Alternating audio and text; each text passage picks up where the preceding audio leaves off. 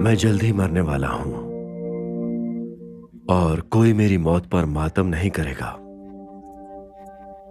جب تک کہ میں انہیں مجبور نہ کروں۔ میں نے پورے اسرائیل کے یہودی بزرگوں کو یریحو کے ہپوڈروم میں قید کر رکھا ہے۔ میری موت کے فوراً بعد آخر کار میری موت پر ماتم تو ہوگا نا۔ یہ میرا آخری اجتماعی قتل ہوگا، مگر یہ میرا پہلا تو نہیں ہے نا۔ میں بادشاہ ہیرودیس اعظم ہوں۔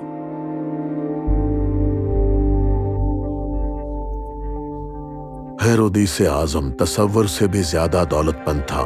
وہ ایک صاحب بصیرت، معمار، ایک شاطر سیاستدان اور ایک ظالم رہنما تھا۔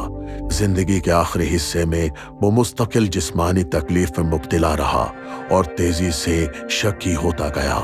یہ ایک انتہائی مہلک امتزاج تھا۔ میرا سنہری تابوت قیمتی جواہرات سے جڑا ہوا ہوگا اور ارغوانی کپڑے سے ڈھکا ہوا ہوگا۔ میں اپنے بہترین لباس میں سر پر سنہری تاج کے ساتھ دفن ہوں گا۔ یروشلم سے لے کر ہیروڈیم کے میرے محل تک جہاں مجھے خفیہ مقام میں دفن کیا جائے گا، میلوں تک اس راستے میں ہجوم کھڑا ہوگا۔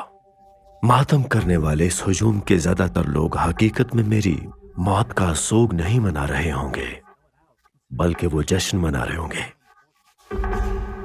ایسے جیسے میرے دفن ہونے سے پہلے ہی میرا کوئی بیٹا میرے سر سے تاج چھین لے۔ لیکن آپ لوگ ایک مرتے ہوئے پاگل قرار دیے جانے والے آدمی کی اس بکواس میں کیوں دلچسپی لیں گے؟ کیونکہ میں اور میرا خاندان آپ کے محبوب جناب مسیح اور ان کے رسولوں کی زندگیوں پر زبردست اثر ڈالیں گے، یہاں تک کہ میرے مرنے کے بعد بھی۔ میری 10 بیویاں تھیں اور 10 ہی بچے تھے۔ میں نے ان میں سے کئی مار ڈالے، اس لیے وہ جناب مسیح کی کہانی میں شامل نہیں ہوتے۔ میں نے اپنی ملکیت کا چوتھائی حصہ بہن سلومی کے نام کیا، پر وہ بھی اس کہانی میں کردار نہیں رکھتی۔ ایک اور چوتھائی حصہ میں نے اپنے بیٹے ارکلاس کو دیا، پر وہ اہم نہیں۔ میں نے اپنی بادشاہت کا چوتھا حصہ اپنے بیٹے فلپ کو دیا، وہ بھی اس کہانی میں نہیں آتا، سوائے اس حقیقت کے کہ اس زمانے میں اس کی بیوی تھی ہیرودیاس۔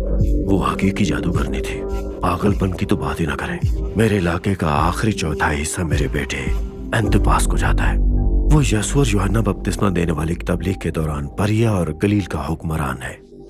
اس نے جناب مسیح کو ان کی زندگی میں ہراساں کیا اور ان کے مقدمے میں بھی حصہ لیتا ہے جو ان کی مصلوبیت کا سبب بنا۔ انتپاس نے یوحنا بپتسمہ دینے والے کو قتل کیا کیونکہ یوحنا نے انتپاس کی ہیرودیاس سے شادی پر تنقید کی تھی، جو انتپاس کے بھائی کی سابقہ بیوی تھی۔ وہی پاگل جادوگرنی انتپاس کا بیٹا اگرپا اول پورے یہودیہ پر حکومت کرتا ہے۔ اسی نے رسول حضرت یعقوب کو قتل کیا تھا۔ اگرپا اول باپ تھا اگرپا دوم کا، جسے پولس کی تبلیغ کے زمانے میں قیصریہ میں کیڑوں نے کھا لیا تھا۔ میں مزید تفصیل میں جا سکتا ہوں، مگر یقیناً آپ کو اندازہ ہو گیا ہوگا کہ میری اولاد اور ان کی اولاد جناب مسیح اور ان کے پیروکاروں پر کتنا اثر انداز ہوئی۔ آپ نے کبھی یہ سوچا کہ آپ مخبوط الحواس ہیں؟ اگر آپ ہوتے تو آپ کو کیسے پتا چلتا؟ آپ اپنی رائے پر بھروسہ نہ کرتے، اپنے قریبی دوستوں پر بھی یقین نہ کرتے۔ آپ کی دنیا مکمل طور پر پلٹ چکی ہوتی، مگر شاید وہ آپ کو پھر بھی معمول کے مطابق لگتی۔ اب مجھے یہ حیرت نہیں ہوتی کہ کیا میں پاگل ہوں۔ اب میری کہانی کافی دلچسپ ہے، خیر کم از کم میرے لیے تو ہے، اور ان کے لیے جنہیں جناب مسیح کی پیدائش کی پرواہ ہے۔ میرے والد اینٹیپیٹر ادومی تھے۔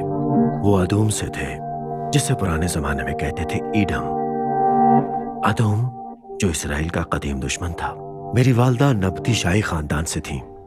تاریخ ہمارے خاندان کی اصلیت پر پردہ ڈالتی ہے، مگر غالباً میرے آبا و اجداد نے کسی زمانے میں یہودیت قبول کر لی تھی۔ میرے والد میرے علم کے مطابق سب سے شاطر سیاستدان تھے۔ انہوں نے کم عمری میں ہی یہودیہ میں ایک عہدہ سنبھال لیا تھا۔ جب روم کے پومپئی اعظم نے یہودیہ پر فتح حاصل کی تو میرے والد رخ بدل کر پومپئی کے تحت عہدیدار بن گئے۔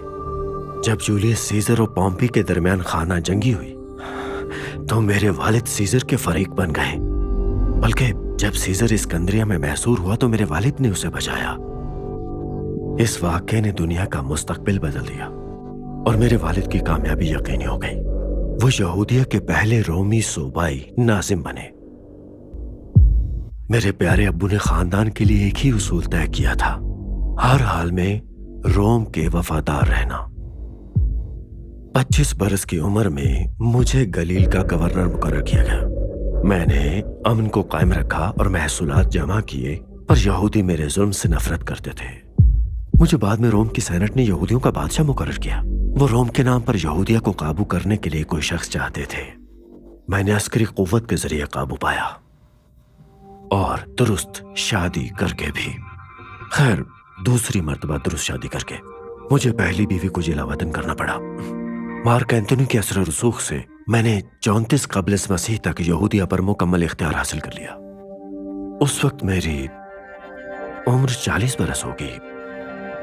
अब जब मैं यहूदिया का बादशाह बन गया तो रोमियो ने मुझे तकरीबन मुकम्मल इख्तियार दे दिया। जब तक मैं अंदरूनी अमन बहाल रखता और टैक्सेस जमा करता, वो मुझे ना पूछा करते। पर यहूदियों की कहानी मुख्तलिफ थी। मैं एक निस्फ यहूदी था जिसके खानदान का यहूदियत कबूल करने का अमल इब्तिदा ही से मशकूक था। इसलिए यहूदी मुझसे नफरत करते थे और मेरे नए नवेकले जालिमाना तरीकों से जौमन बहाल रखने और महसूलात को जमा करने के लिए राइज थे। अगले 30 बरस यानी कि मेरी मौत तक हमारा बहुत ही शानदार नफरत से भरपूर रिश्ता कायम रहा। अपनी हुकूमत के दौरान मैं बहुत ही ज्यादा अमीर हो गया, मगर कोई ये याद नहीं रखेगा। तारीख में बहुत से बेपनाह दौलतमंद लोग गुजरे हैं। मुझे हजारों बरस तक याद रखा जाएगा अपने तामीरी मंसूबों के लिए, और वो तादाद में बहुत ज्यादा हैं, जिनमें से बाज तो अकेले ही तारीख में मेरा नक्श पुख्ता करने के लिए काफी थे। मेरे 3 मशहूर मंसूबे थे, जिनमें से एक था कैसरिया में, एक मसादा और एक बैतुल मक़दस। कैसरिया बहरा रूम के साहिल पर तामीर की जाने वाली पहली गहरे पानी की बंदरगाह थी, जिसने बैनुल-अक़वामी तिजारत का रुख पूरी तरह से बदल दिया था, जिससे यहूदिया 1000 साल के मुकाबले में ज्यादा खुशहाल हो गया था, और इसने मुझे नाकाबिले यकीन हद तक अमीर बना दिया था। मसादा एक अजीम पहाड़ी चट्टान पर बनाया गया महलनुमा किला था, बहिरे मुर्दार की तरफ देखता हुआ, जिसे बाद में यहूदी बगावत के दौरान बागियों ने अपना ठिकाना बनाकर रोमी फौज का सामना किया। मैं अपने बाप का रोम से वफादारी का उसूल नहीं भूला था। आज के दौर में मसादा यहूदी आजादी की एक ताकतवर अलामत है, पर मेरा पसंदीदा मंसूबा था यरूशलेम में बनाया गया बैतुल मक़दस, जहां पर खाना खुदा मौजूद था। ये आज भी मौजूद है, बेशुमार लोगों के लिए यरूशलेम का मरकज़े तवज्जो भी है। मैंने एक पहाड़ की चोटी को काटकर उसे बिल्कुल उलट दिया, एक वसी और हमवार सतह बनाई जिस पर बैतुल मक़दस का इहाता कायम हुआ। उसकी कुछ चट्टानें तो रेलगाड़ी के डब्बों के बराबर हैं और वो बिल्कुल हमवार तराशी गई हैं। जनाब मसीह के मुकद्दमे का कुछ हिस्सा यहीं दरपेश होगा मेरी मौत के तकरीबन 30 साल बाद। आप तसव्वुर कर सकते हैं, ये सब मंसूबे बहुत महंगे थे, तो इनकी तकमील के लिए यहूदिया के लोगों को महसूलात देने पड़ेंगे ना। और यही एक और वजह थी कि यहूदी मुझसे नफरत करते थे। पर मेरे बारे में बहुत हो गया। अब बात करते हैं उस बच्चे के बारे में, यानी नन्हा मसीह। बाबल से काफिला मेरे यरूशलेम के महल में वारद हुआ। नहीं, ये कोई मामूली काफिला ना था। इसमें बाबल के मजूसी थे जो अपने जादू, इल्म और नजूम फल्कियात और हिकमत के लिए मशहूर थे। एक छोटी फौज उनके खजानों की हिफाजत कर रही थी, तो ये वाज़े तौर पर दौलतमंद शाही अफराद का एक गिरोह ही था। वो मुझे तलाश करते हुए मकीरस, मसादा और यरीहो में मेरे महलात पर पहले ही रुक चुके थे। मुझे लगा कि ये लोग किसी तिजारती मुआहदे पर दस्तखत चाहते होंगे। मैंने उन्हें फौरन अपने दरबार में बुलवाया। उन्होंने तो मुझसे सलाम तक न किया और मुझसे यहूदियों के उस नौमौलूद बादशाह का ठिकाना पूछने लगे। कहने लगे उन्होंने उसका सितारा तुलू होते देखा। वो उसे तलाश करना चाहते थे, वो उसकी परस्तिश करना चाहते थे। मैं अपने मुशीरों से बात करने के लिए कमरे से निकल गया। किताब मुकद्दस कहती कि मैं इस बात से निहायत परेशान हो गया था और पूरा यरूशलेम भी मेरे साथ था। हाँ, मैं थोड़ा परेशान तो था। मैं यहूदियों का बादशाह था और वो चाहते थे मैं अपना नेमल बदल ढूंढने में उनकी मदद करूं। मैं एक बदनाम जमाना कातिल था।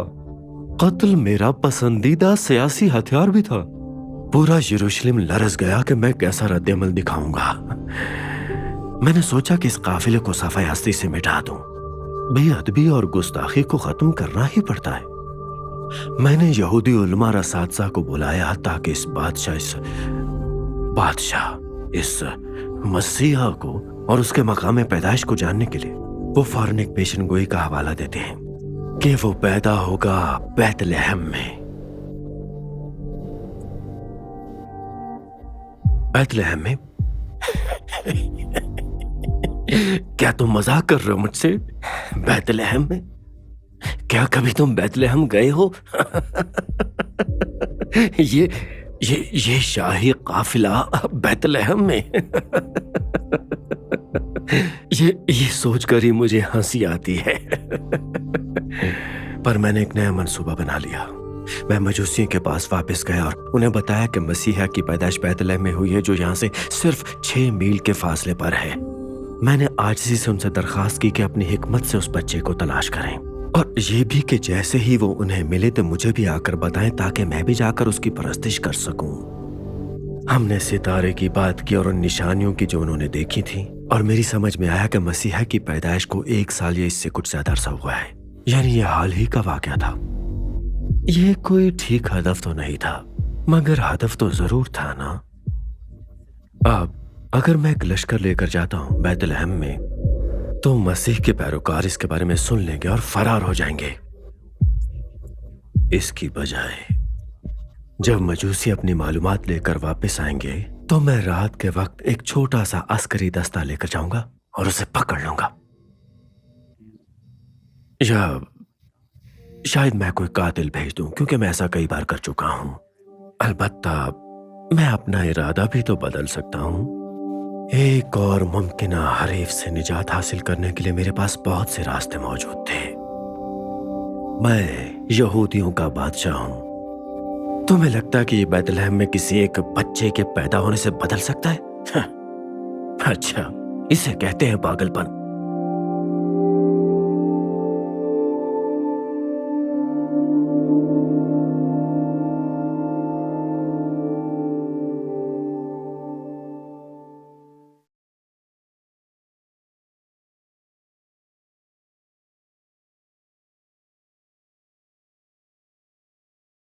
अजीज नाजरीन, इस वीडियो को देखने के बाद अगर आप इंजील शरीफ का मुफ्त नुस्खा हासिल करना चाहते हैं, तो हमें अपना मुकम्मल पता बमा मोबाइल फोन के अरसाल कर दें। हम पूरी कोशिश करेंगे कि आप तक इंजील शरीफ का मुफ्त नुस्खा पहुंच जाए।